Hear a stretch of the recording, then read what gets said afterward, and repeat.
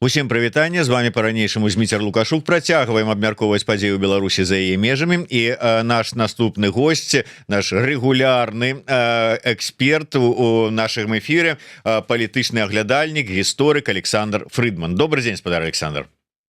Добрый день, спадар Зміцер, вітаю. Я адразу звяртаюся до наших слухачоў і гледачоў.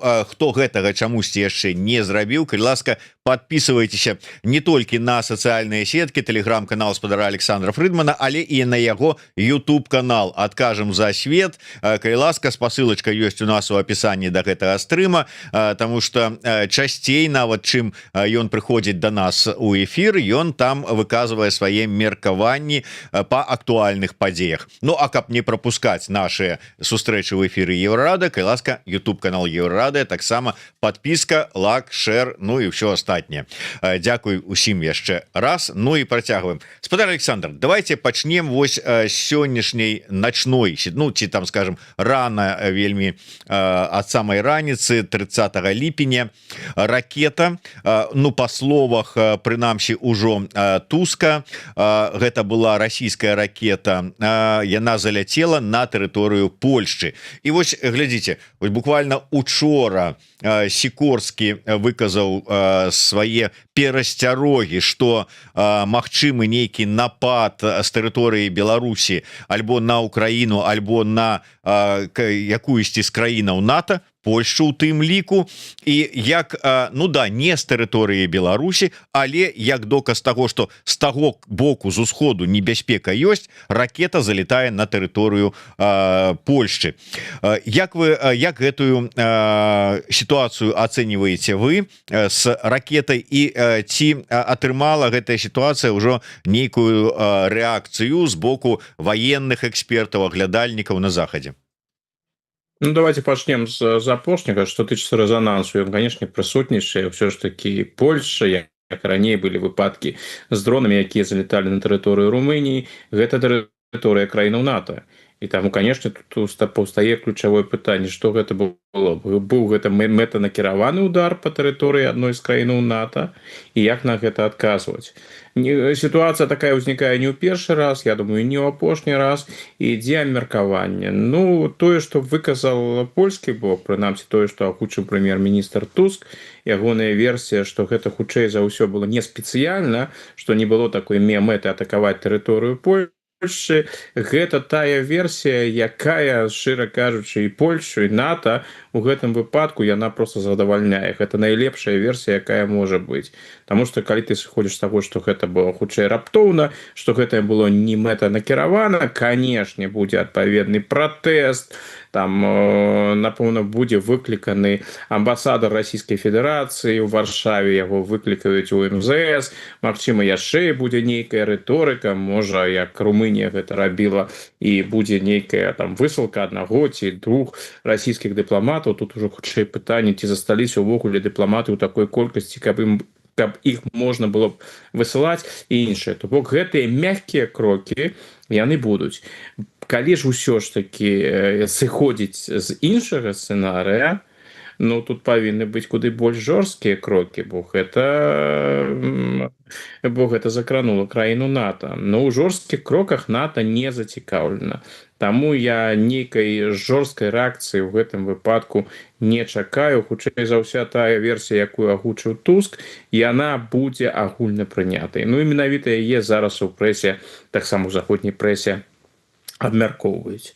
Што тычыцца расійскай логікі, і зноў жа мне тут цяжка адказваць на гэтае пытанне, ці рабілі яны гэта мэтанакіравана, альбо так адбылося. Я асцярожна выкажуся. Кожны раз, калі ідзе атака на тэрыторыю Украіны, асабліва калі гэта тычыцца памежных раёнаў Украіны, гэта калі мяжа з Румыніяй альбо мяжа з Польшчай, тое, што нешта можа пайсці не так, дрон можа апынуцца ў Румыніі, альбо ракета можа патрапіць у Польшу.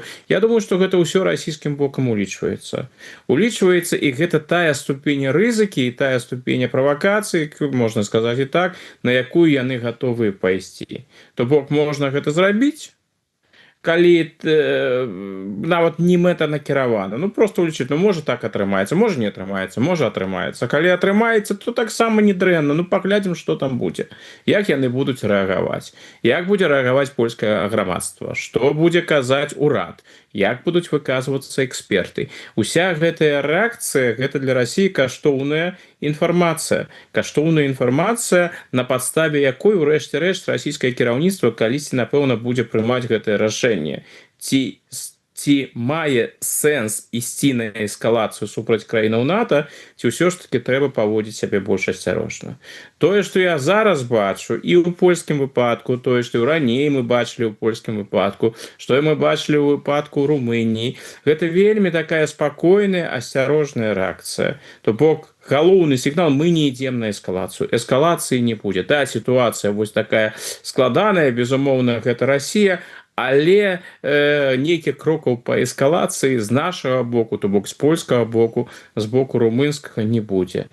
Ну, я думаю, што гэта тая рэакцыя, якая Расію ў дадзеным выпадку цалкам задаволіць. Гэта не тая мова пагрозаў, якую ў Маскве разумеюць.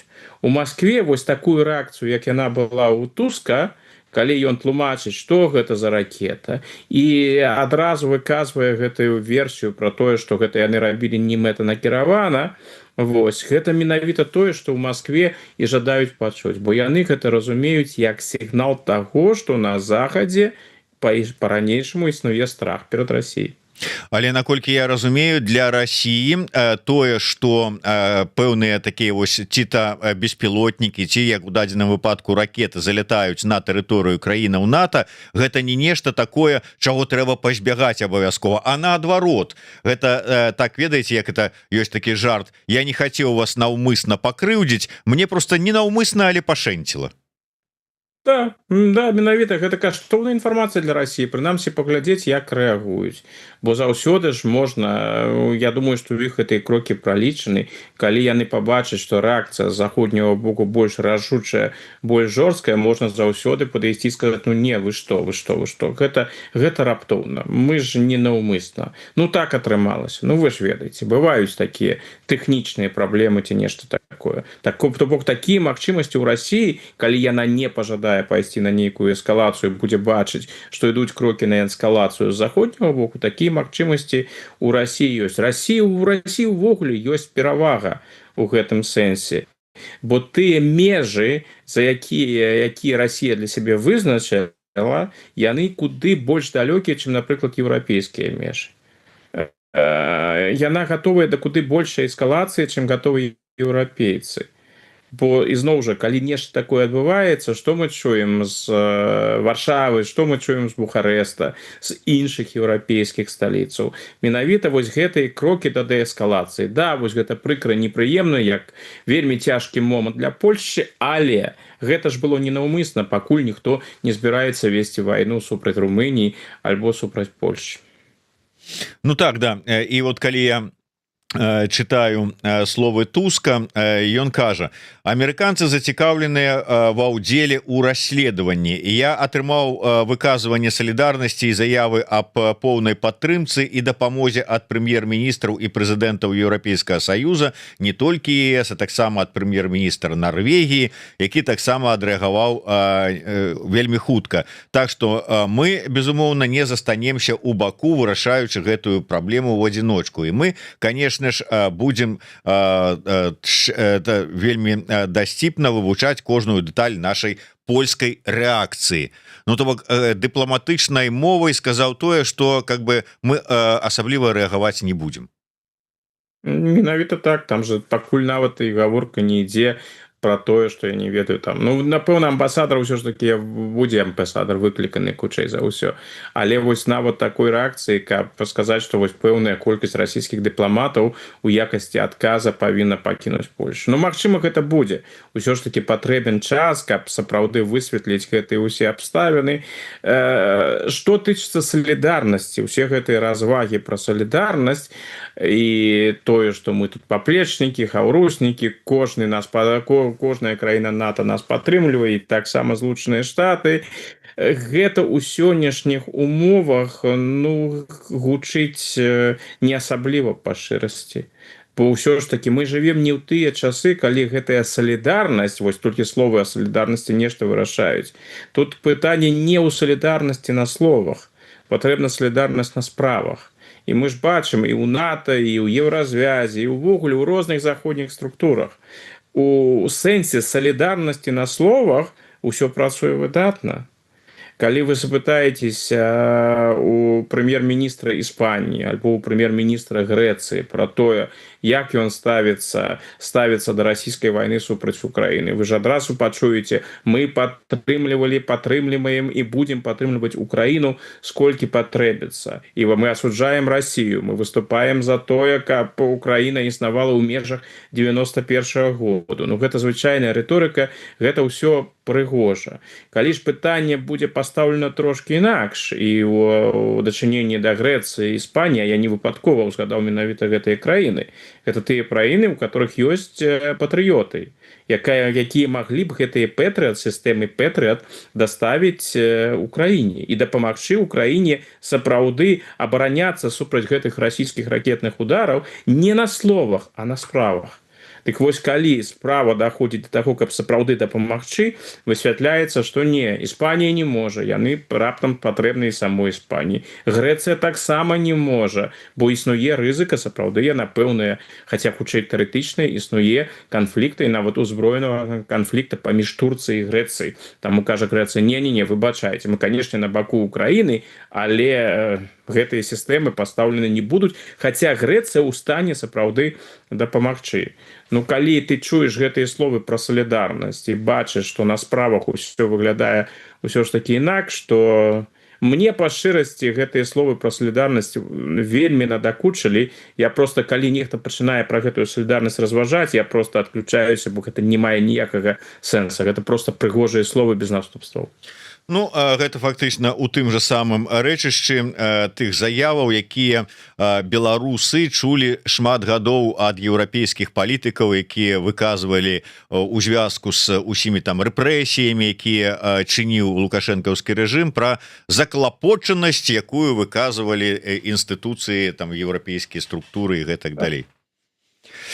Я вярнуся да выказванняў Сікорскага, які сказаў пра небяспеку магчымых нейкіх ваенных аперацый з тэрыторыі Беларусі, альбо, як ён сказаў, у бок Украіны, альбо у бок якой-небудзь еўрапейскай краіны. Мы не один раз з вами ўжо про гэта казалі, калі чулі чарговыя заявы ад чарговага якого-нибудь міністра обороны еўрапейскага ці там военнага аналітыка еўрапейскага про тое, что ну вот точно зараз вот Путин і хутчэй за ўсё з тэрыторыі Беларусі нападзе на нейкую там я не ведаю, Суалскі коридор, на Эстонію, там ці яшчэ там куды-нибудь на Польшу і гэтак далей. Гэтыя словы Сікорска, гэта ў тым же самым рэчышчы, ці ўсё ж такі ёсць пэўныя падставы новыя і больш дакладныя, канкрэтныя для такіх заяваў? Ну, тут жа заўсёды пытанне ў тым, не тое, то, што будзе агучна, а хто гэта кажа. І Сікорскі, ён пакуль вось як такі аларміст, які выходзіць з сцэнарыямі нападу з тэрыторыі Беларусі, ён не адзначыўся пакуль. Ягоныя заявы, яны як звычайна хутчэй яны звычайна ўсё ж таки больш узважлівыя. Так што калі Сікорскі пачынае разважаць на гэты конт, ну тут мае сэнс прыслухацца. Але ізноў жа гэтыя разважанні Сікорскага мне падаюцца тэарэтычнымі. Бо мы ж ведаем, гэта інфармацыя паступае ў публічную прастору, за гэтым уважліва сочыць Украіна, за гэтым сочаць яе заходнія партнёры, што адбываецца на мяжы, ідзе там нейкая падрыхтоўка, ідзе там нейкая канцэнтрацыя войскаў, ідзе гэта павольна, альбо гэтыя тэндэнцыі ўзмацняюцца. Гэта ж усё адсочваецца, так сама як гэта адсочвалася ў 22-м годзе. Там жа бачылі, у якім напрамку ідуць рухі. Такія тэндэнцыі зараз, сур'ёзныя тэндэнцыі, якія б сведчылі пра тое, што вось яна гэтая падрыхтоўка ідзе, яны рухаюцца ў гэтым напрамку, і прычым вельмі шпарка рухаюцца ў гэтым напрамку. Такіх сігналаў пакуль няма. Мы на ўзроўні тэарэтычных развагаў. Ну а тэарэтычныя развагі, ну конечно, яны прысутнічаюць, і іх зараз асабліва шмат. Сёння калега Сікорскага, кіраўнік урада Дональд Туск пайшоў у гэтым напрамку. Ягоная развага пра 100 дзён, што 100 вырашальных дзён, прычым колькі ўжо было гэтых развагаў пра вырашальныя дні, якія пачаліся. Але логіка тут прыкладна ж такая же, што вось зараз наступае той перыяд, калі Пуціну прыйдзецца вызначыцца. Ён ідзе на мірныя перамовы, выглядае абсалютна, што не ідзе і нікуды не збіраецца, альбо ідзе шляхам эскалацыі. Эскалацыя — гэта значыць мабілізацыя у Расійскай Федэрацыі, гэта значыць і выкарыстанне наймітаў, магчыма, з Паўночнай Карэі альбо з іншых краінаў. І таксама, канешне, у кантэксце гэтай эскалацыі ідзе і беларускі сцэнарый, што можа быць выкарыстана альбо тэрыторыя Беларусі, можа быць выкарыстана беларускае войска і іншае. То бок у гэтым напрамку гэта ідзе. Калі мы разважаем пра магчымыя сцэнарыі эскалацыі, дык тут без Беларусі не абыходзіцца. А ці магчыма эскалацыя без Беларусі? Тэарэтычна магчыма. Для мяне гэта не абавязкова, гэта не на 100%, што ў выпадку эскалацыі і будзе выкарыстана беларускае войска альбо тэрыторыя Беларусі.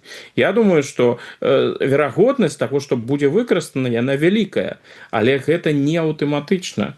Магчыма, Расія пойдзе і на іншыя варыянты. Тым больш, што вось менавіта гэтую эскалацыю з тэрыторыі Беларусі яе чакаюць. Гэта менавіта тыя сцэнарыі, да якіх рыхтуюцца ў НАТО. Гэта тыя сцэнарыі, якія адпрацоўваюцца падчас розных падрыхтоўчых мерапрыемстваў. Пра гэта ўсё разважаюць, апісаны, яны нават дакладна апісаны, хто ў якім напрамку пойдзе, як гэта будзе арганізавана. То бок, нават уявіць сабе, калі раптам нешта такое адбудзецца, сюрпрызам гэта не стане. Але сюрпрызам не стане. Але што здольны ці рэальна здольны нешта супрацьпаставіць гэтаму НАТО і краіны Еўропы? Таму што яны пралічылі, яны апісалі, яны ведаюць, сюрпрыза не будуць. Тут ракета ляціць, яны яе не могуць збіць, не ведаюць, што з ёй рабіць, як потым на гэта адрэагаваць, а тут напад. Сюрпрызаў няма, а што зробіць? Тут ідзе прынцыповае пытанне якраз такі. Давайте себе уявім, што з тэрыторыі Беларусі сапраўды нехта вайшоў на тэрыторыю Польшчы альбо паспрабаваў вайсці на тэрыторыю краінаў Балтыі. Я думаю, што распачнуцца баявыя дзеянні. Мне цяжка ўявіць сябе, што гэтыя войскі просто прапусцяць і скажуць, незразумела, што можа яны тут раптоўна зайшлі, можа яны заблукалі, вось можа яны тут паглядзяць, сабіраюць грыбоў і пойдуць у Беларусь. Я думаю, што такога быць не павінна. Тады будзе рэакцыя. Тут пытанне хутчэй у тым, планы як рэагаваць, яны ёсць дасканалыя. Тут пытанне не магчымасці, у магчымасці прысутнічаюць. З пункта гледжання ваеннага НАТО непараўнальна больш моцны альянс, чым Расійская Федэрацыя. І ў Маскве гэта дакладна разумеюць.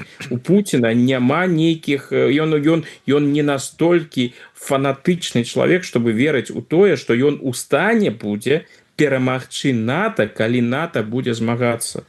У яго зусім іншыя планы, прыкладна такога шталту разважання, якія былі ў часткі савецкіх кіраўнікоў. Гэта разважанне пра тое, што НАТО яны нібыта падрыхтаваныя, а насамрэч, калі пачнуцца сур'ёзныя справы, яны не здольныя будуць абараняцца, што яны ўвогуле не будуць абараняцца, што адбудзецца капітуляцыя. Вось на што разлічвае Масква. І тут, мне падаецца, усе такія акцыі, як кшталту з дронамі ў Румыніі или тое, што мы назіралі зараз з Украінай, гэта ўсё разважанні наконт, у тым ліку і разважанні з расійскага боку наконт гэтага сцэнарыя. Вось глядзіце, ракета прыляцела, як яны рэагуюць? Нармальна рэагуюць, спакойна рэагуюць, так рэагуюць, як нас задавальняе. Давайте, можа, нешта сур'ёзнае, больш сур'ёзнае паспрабуем. І калі ў Маскве будзе гэтае ўяўленне, што НАТО не будзе змагацца, тады яны могуць сапраўды ўсур'ёз паспрабаваць гэта зрабіць. Спадзяемся, што не дойдзе. Тут нам пішуць тое, што Рыхтуецца вайсковая аперацыя з удзелам Беларусі, ЕУ, лухта і палітыканства. 97% беларусаў супраць вайны. Да хоць 99,9% беларусаў супраць вайны. Але ці ўплывае гэта на нешта? Ну, тут пытанне ж прынцыповае ў тым, што тое, што ўявіць таку, калі мы возьмем такі сцэнарый, што будзе выкарыстоўвацца, напрыклад, беларускае войска, ці можам мы ўявіць, што будуць аддадзены пэўныя загады з боку палітычнага кіраўніцтва, ваеннага кіраўніцтва, ну, зразумела, з чыяго боку. Загады можна аддаць. Тут пытанне ў тым, як будуць паводзіць сябе вайскоўцы, ці будуць яны гатовыя гэтыя загады выпаўняць. Калі яны гэта будуць рабіць, калі яны пойдуць ваяваць, то іх палітычныя погляды, іх стаўленне да вайны другаснае. Іншае пытанне, калі яны адмовяцца выконваць гэтыя загады, альбо калі яны будуць знаходзіцца, не ведаю, на тэрыторыі памежных краінаў, калі яны там будуць здавацца і казаць, што ўсё, гэта не наша вайна, нічога не хочам з гэтым мець супольнага.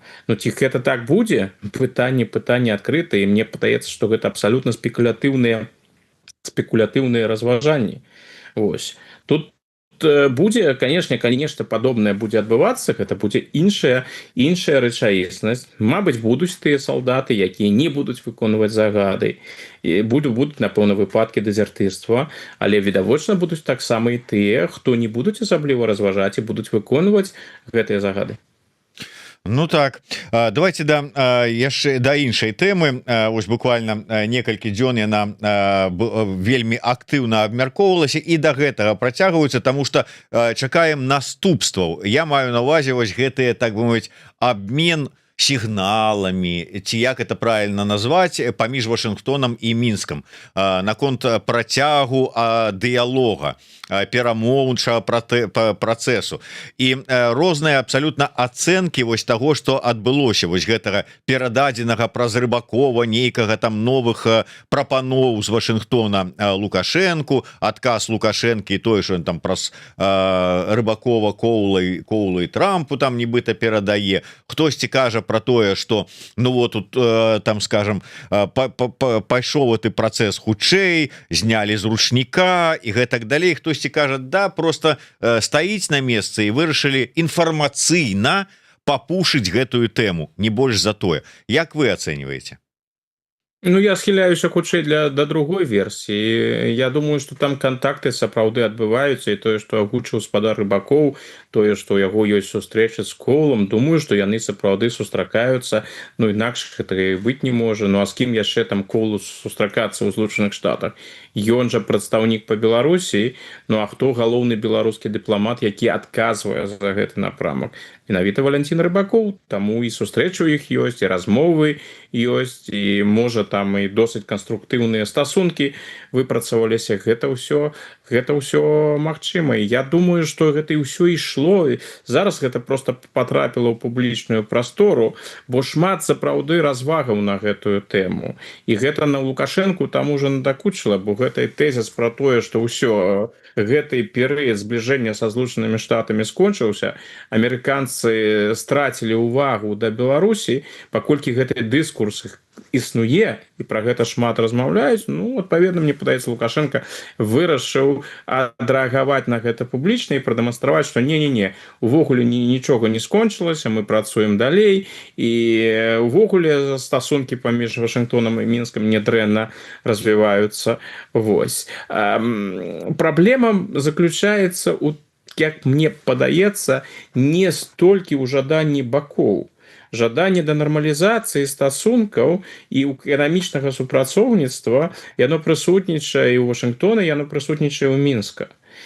Тут пытанне хутчэй у знешніх абставінах, а яны вельмі неспрыяльныя ў сённяшніх умовах.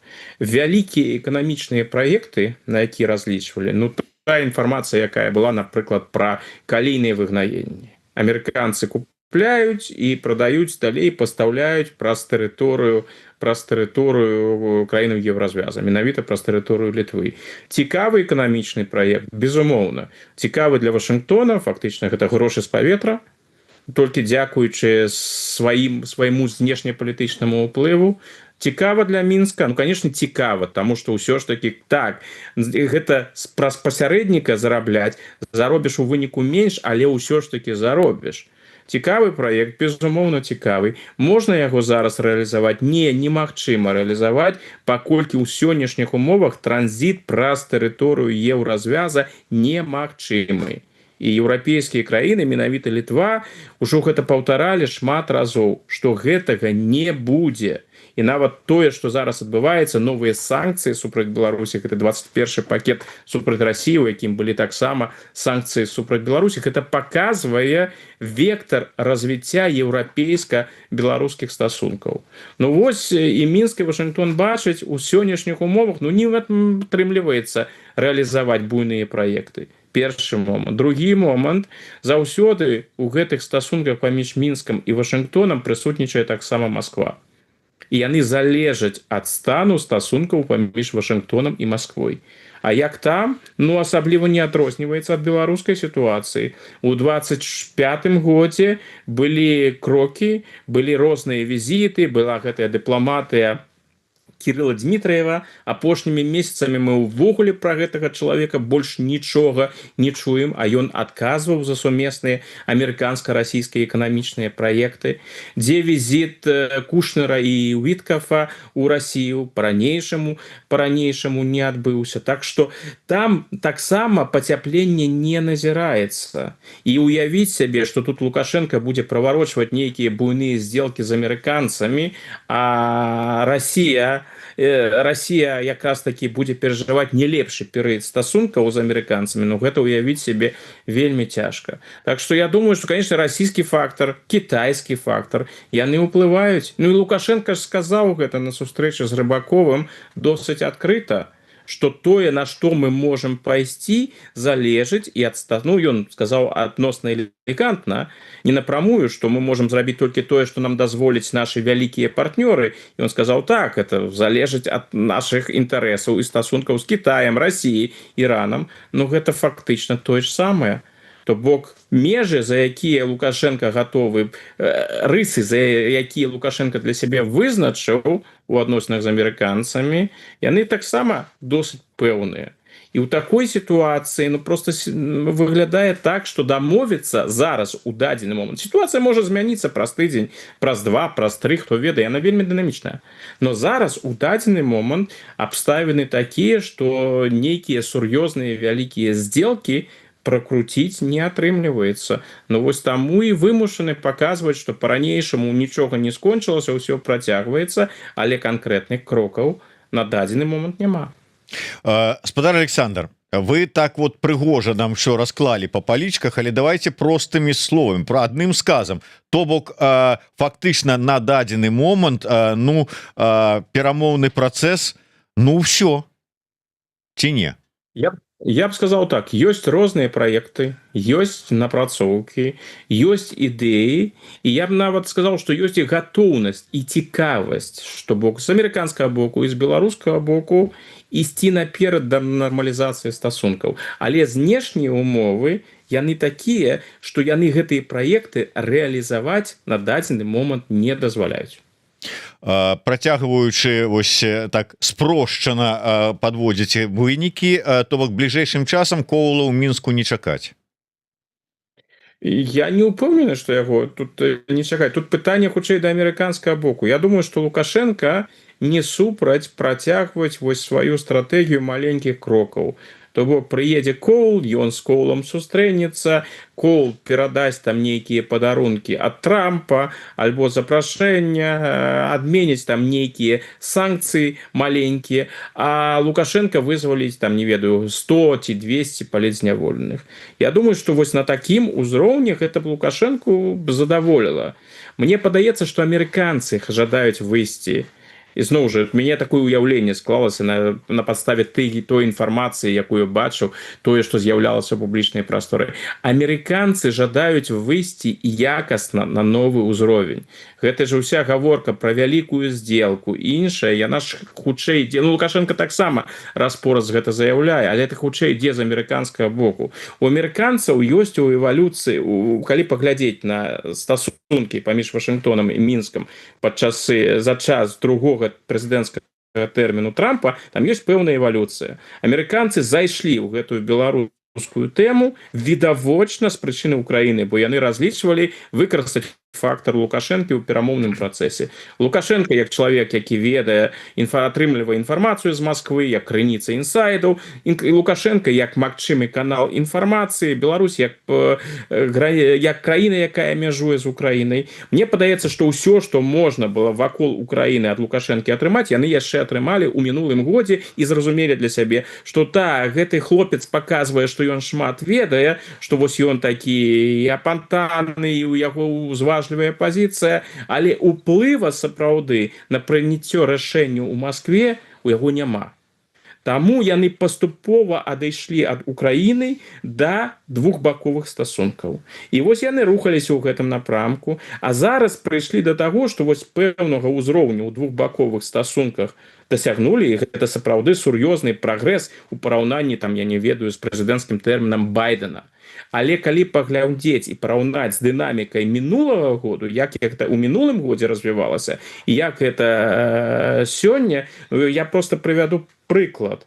У мінулым годзе, жнівень, калі я не памыляюся, гэта быў Трамп перад сваёй сустрэчай з Пуціным у Анкориджы патэлефанаваў Лукашенку.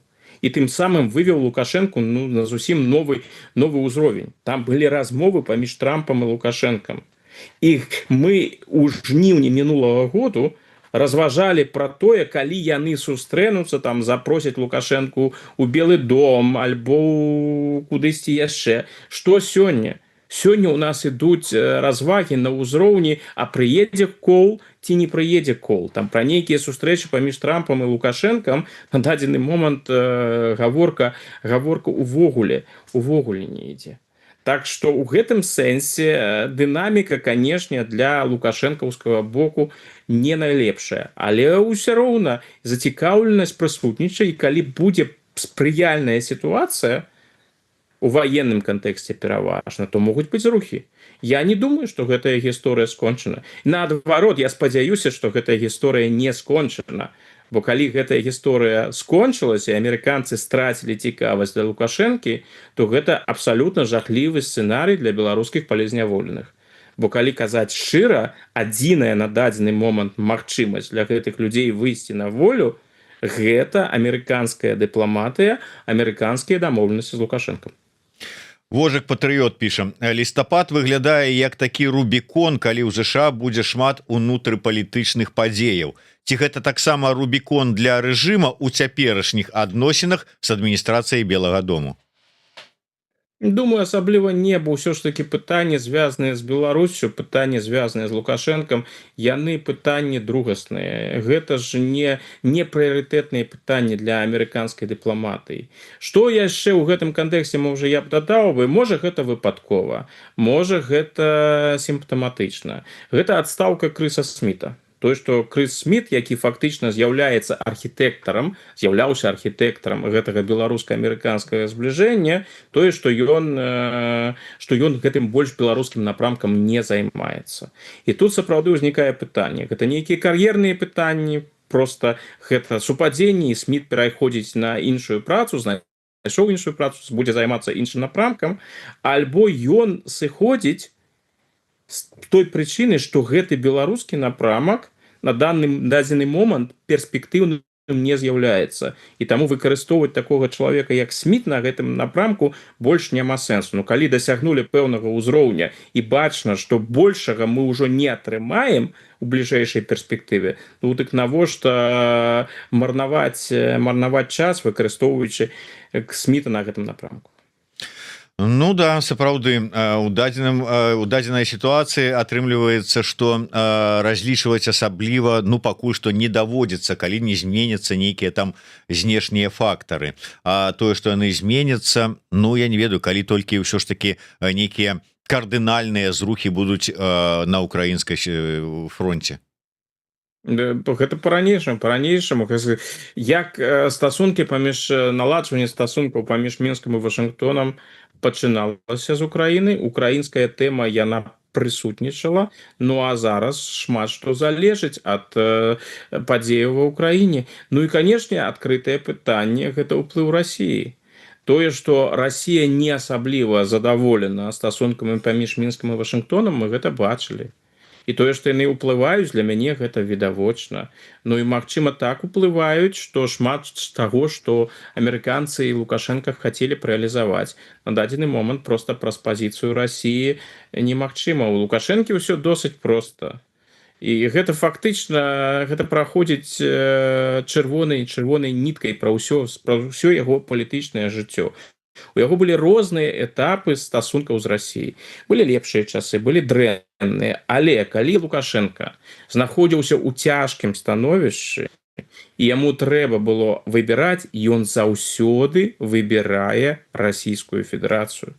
Што бы ні было, якімі бы ні былі цяжкія ўмовы, Лукашенко запраграміраваны на тое, каб заўсёды выбіраць Расію. Гэта алгарытм яго дзеянняў. І зараз з амерыканцамі я не выключаю, што было менавіта так. Ёсць прапановы, думаю, вельмі цікавыя прапановы з амерыканскага боку. Вось тыя заявы, як гэта казаў Лукашенко, там у адносінах да кола, з такімі намёкамі, можа нешта такое быць. У меня склалася прынамсі такое ўяўленне. Але Лукашенко бы, можа бы, і зрабіў гэтыя крокі. Але дакладна ведае, што Расіі гэта не спадабаецца. І ўзнікнуць сур'ёзныя праблемы з Расійскай Федэрацыяй. Яму гэтыя праблемы не патрэбны, бо ён дакладна ведае, ягонае палітычнае існаванне залежыць, прынамсі з 2020 году, цалкам ад стасункаў з Расіяй. А нам працягваюць расказваць пра тое, што там ці то санкцыі, ці там пазіцыя, ці там нейкія заклікі штурхаюць Лукашэнку ў абдымкі да Крамля. А тут аказваецца ўсё значна прасцей. З майго пункта гледжання так, бо ізноў жа просто для гэтага можна паглядзець гісторыю прэзідэнцтва Лукашэнкі. Увесь тэрмін ягонага знаходжання ва ўладу. Яго не трэба штурхаць у расійскія абдымкі. Ён сам у іх бяжыць. Праўда, не заўсёды задаволены гэтымі абдымкамі, і раз-пораз імкнецца выйсці з гэтых расійскіх абдымкаў, але ізноў жа заўсёды вяртаецца. Роза Турарбекова у нас у эфіры сказала, што на яе погляд памылка ЗША вось у гэтым гандлі з Лукашенко тым, што яны ўжо аддалі самыя смачныя санкцыі, якія былі у ЗША у дачыненні да рэжыму Лукашенко. Яны іх ужо знялі, а трэба было іх захоўваць да самага канца. І зараз, калі казаць пра працяг усё ж такі гандлю і пытанне ўзнікае, што ЗША можа прапанаваць, то атрымліваецца з-за пазіцыі Еўросаюза, Европы, нават тыя пернікі, якія былі ўжо перададзеныя ЗША Лукашэнку, яны не могуць быць умоўна з'едзеныя, таму што как-то Европа перашкаджае. Я маю на ўвазе тую ж самую Калійку і тое ж самае Белавія, ўсё астатняе. То і лагічна, што трэба налажваць неяк там з Еўропай адносіны, там схіляць яе на свой бок, дамагацца, каб яны таксама пайшлі шляхам ЗША, перамовы, гандаль, гэтак далей. Але з аднаго боку мы бачым што працягваецца міграцыйны шантаж. Літоўцы там знаходзяць ўсё новыя тунэлі. Там каля мяжы ніякай аховы няма беларускай, што хто хоча, прыходзь, капай, што хочаш, дзе хочаш, што так яно адбываецца. Латвійская мяжа пастаянна пад ціскам, польская таксама апошнім часам незразумелая, але з другого боку там нібыта МЗС лукашэнкаўскі насустрач імкнецца Польшчы, расказвае там пра нейкую інфармацыю, перадае пра тэракты, якія рыхтуюцца. Так што тут адбываецца? Тут ёсць нейкая логіка у спробе наладзіць не наладзіць адносіны з Еўропай, ці няма яе? Калі дазвольце, я ўсё ж таки пачну са Злучанымі Штатамі. Мне падаецца, што амерыканская логіка яна іншая. Амерыканцы пайшлі на гэтым беларускім напрамку, яшчэ раз паўтаруся, таму што яны вырашылі паглядзець, ці можна выкарыстаць нейкім чынам Лукашэнку ў кантэксце украінскім для замірэння з Украінай. Другі напрамак, які таксама адразу прысутнічаў, амерыканскія грамадзяне. Ну гэта Злучаныя Штаты. Для Злучаных Штатаў гэта справа прынцыповая. Калі знаходзяцца за кратамі амерыканскія грамадзяне, дамагчыся вызвалення амерыканскіх грамадзянаў, гэта прадэманстраваць тое, што ты моцная і паважаная краіна. Так робяць усе амерыканскія адміністрацыі, незалежна дэмакратычныя альбо амерыканскія, бо зноў жа у Злучаных Штатах гэта ўспрымаецца вельмі добра, калі амерыканцы вяртаюцца. Гэта быў першы крок. Потым Лукашенко трэба яму аддаць дадзена, ён гэтым скарыстаўся, ён выкарыстаў на ўсе 100% гэту амерыканскую зацікаўленасць. Ён прапанаваў сябе як на украінскім напрамку, з гэтага, вядома, нічога не адбылося, ён прапанаваў і паляпшэнне двухбаковых стасункаў. Па вось той вядомай формуле ён вызваляе палізняволеных, гэта сапраўды тое, што ён можа зрабіць. Амерыканцы паступова могуць адмяняць санкцыі. Тут трэба адну рэч зразумець. Гэтыя санкцыі, яны, можа, для Лукашэнкі адчувальныя. Для России, для Злучаных Штатаў, прабачце, гэта неадчувальныя санкцыі. Гэта ўвогуле несур'ёзнае пытанне з амерыканскага боку. І вось гэтая формула санкцыі, адмена санкцыяў на палізняволеных, яна працавала для таго, каб палепшыць адносіны, усталяваць атмасферу даверу. Ну і Трампу гэта сапраўды спадабалася. Спадабалася вось паказаць сябе ў якасці чалавека, які вызваляе. Прычым ён нават жа выкарыстоўваў такія тэрміны, як закладнікі ў адносінах да беларускіх палізняволеных. То бок амерыканцам гэта падабалася. І потым павінен быў з пункта гледжання Злучаных Штатаў быць выхад на трэці этап. Супольныя эканамічныя праекты, у якіх удзельнічае атачэнне Трампа, якое на гэтым зарабляе, такіх выпадкаў хапае. Яны працуюць такім чынам у розных краінах. Дык вось на гэты трэці этап пакуль, я падкрэсліваю, пакуль не выйшлі, таму што знешнія абставіны неспрыяльныя. Мой пункт гледжання такі. Палізняволеныя, беларускія палізняволеныя адыгрываюць у гэтым кантэксце для Злучаных Штатаў не першую, не другасную, я думаю, што нават не трэцюю ролю. Гэта адзін з тых фактараў. Не дрэнна вызваляць гэтых людзей, гэта добра, гэта прыгожа для іміджу Злучаных Штатаў, але гэта відавочна не прыярытэт сённяшняй амерыканскай палітыкі. Што тычыцца стасункаў з Еўропай, то тут для Лукашэнкі дылема. Паколькі ўсё ж такі еўразвяз у адрозненне ад Злучаных Штатаў, Злучаныя Штаты праводзяць прагматычную палітыку. Злучаныя Штаты асабліва не цікавяцца тым, што адбываецца ў Беларусі. Хіба ж вы чулі нейкія заявы з асуджэннем парушэння правоў чалавека ў Беларусі? Альбо асуджэнне таго, што ў Беларусі з'яўляюцца новыя палізняволеныя. Не, гэтая тэма амерыканскі бок асабліва не турбуе. Еўропа гэта іншае пытанне. Еўразвяз праводзіць па-ранейшаму не заўсёды, але ў адносінах ад Беларусі сапраўды каштоўнасную знешнюю палітыку. Таму гэтыя пытанні парушэння правоў чалавека, гэта пытанні палізняволеных, яны знаходзяцца ў цэнтры ўвагі. Акрамя таго, Беларусь знаходзіцца пад уплывам Расіі і выкарыстоўваецца Расіі для стварэння праблемаў для Еўропы ў галіне бяспекі, з той жа расійскай ядзернай зброі альбо з арэшнікамі, з міграцыйным крызісам і іншае. Таму вось гэтыя фактары, яны уплываюць на развіццё стасункаў. Ёсць праблемы і пытанні, якія вельмі цяжка пераадолець. Лукашенко і не супраць развіваць стасункі з Еўропай па амерыканскаму сцэнарыю, што вось я вам палізняволеных, а вы адмяняеце санкцыі. Ну еўразвяз у гэтым не зацікаўлены ў такой формуле. Еўразвяз можа зацікаўлены ў пытаннях бяспекі і задалі б Лукашенко пытанне: ну добра, хочаш з намі супрацоўнічаць, жадаеш калі экспартировать, зрабі першы крок. Не павінна быць у Беларусі расійскай ядернай зброі. Калі б нават Лукашенко пожадаў бы вывести, ну будем сходзіць з таго, што гэта ядерная зброя сапраўды расійская Беларусь, калі б Лукашенко нават пожадаў гэта зрабіць, хто ему дазволіць?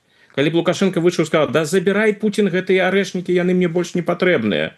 Я думаю, што тут Путін бы сказаў: не, былі, ёсць і будуць там столькі, сколькі патрэбіцца Расійскай Федэрацыі. То бок Еўропа бачыць, што карэнныя ключавыя прынцыповыя пытанні, якія яе цікавяць, Лукашенко не ў стане іх вырашыць, гэта пытанне бяспекі. А што тычыцца палітзняволеных, хоча зрабіць крок насустрач Еўропы, калі ласка, хай вызваліць палітзняволеных. Я думаю, што гэта адзначыць, скажуць: добра, Лукашенко, ты зрабіў добры крок, можа мы цябе не так дакладна ацэньвалі, трэба прыглядзецца. Но ён жа гэта не зробіць. Таксама як ён не збіраецца адказвацца ад рэпрэсіўных метадаў. А гэта ён мог бы зрабіць, калі пажадаў. Но ён гэтага не жадае. І ў такіх умовах разлічваць на тое, што раптам стасункі паміж Мінскам і Брусэлем палепшацца, ну пакуль гэта не выглядае. Канешне, можа ўсё змяніцца, і гэта залежыць у вайне. Калі вайна скончыцца ва ўкраіне, наступіць новая знешнепалітычная рэальнасць. Но пакуль-то вайна не скончылася, пакуль усё працягваецца. Ну і на завяршэнне, спадар Александр, да вас як да спецыяліста, знаўца гісторыі увогуле метадаў працы штазі.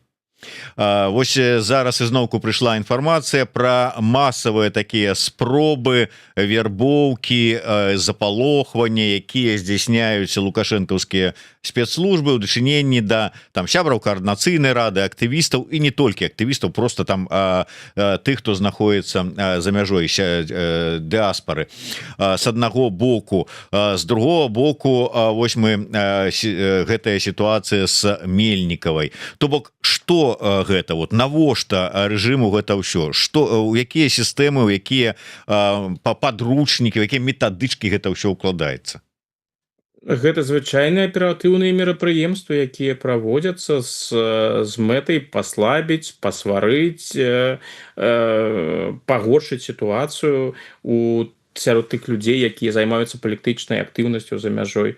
Гэта калі мы возьмем другую палову 20-го стагоддзя, менавіта так і працавалі спецслужбы ўсходніх краінаў. Я маю на ўвазе ўсходнееўрапейскіх краінаў. Так, напрыклад, працавалі спецслужбы Югославіі у дачыненні да імігрантаў з Харватыі, якія жылі ў Аўстрыі альбо ў заходняй Германіі. Тое ж самае, напрыклад, рабілі балгарскія спецслужбы з балгарскімі дысідэнтамі, якія працавалі за мяжой. Так што ўсё гэта абсалютна знаёмыя метады, якія павінны, гэта і псіхалагічная барацьба, гэта і ўжыванне розных метадаў ціска, гэта ўсё звычайныя практыкі, но просто яны выходзяць, зразумела, ну 21 стагоддзе на тэхнічна новы ўзровень. І зараз ёсць такія тэхнічныя магчымасці для спецслужбаў, якія, напрыклад, у іх калегаў у 20 стагоддзі просто не было.